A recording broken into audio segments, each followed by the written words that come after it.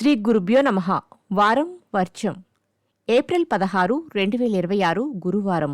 శ్రీ పరాభవ నామ సంవత్సరం చైత్రమాసం ఉత్తరాయణం. వసంత ఋతువు కృష్ణపక్షం. అశ్వినీ కార్తె. చతుర్దశి రాత్రి 8 గంటల 7 నిమిషాల వరకు. నక్షత్రం ఉత్తరభాద్ర. మధ్యాహ్నం 1 గంట 54 నిమిషాల వరకు. వర్జం రాత్రి 12 గంటల 57 నిమిషాల నుండి రాత్రి 2 గంటల 25 నిమిషాల వరకు. దుర్ముహూర్తం ఉదయం 10 గంటల 2 నిమిషాల నుండి ఉదయం 10 గంటల 52 నిమిషాల వరకు. మరలా మధ్యాహ్నం 3 గంటల 2 నిమిషాల నుండి 3 గంటల 52 నిమిషాల వరకు.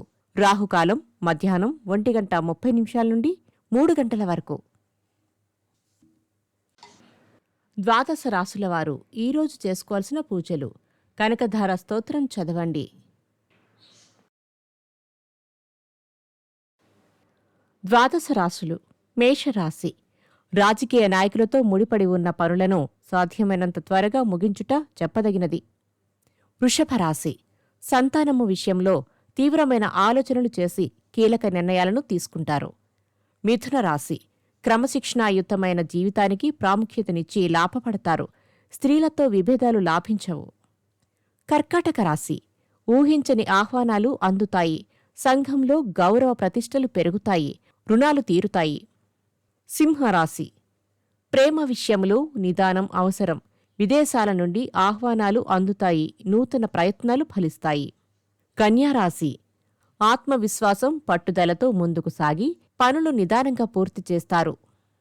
తులారాశి. ముఖ్యమైన వస్తువులు సకాలంలో కనబడకపోవడం కొంత ఇబ్బందిని కలిగిస్తుంది.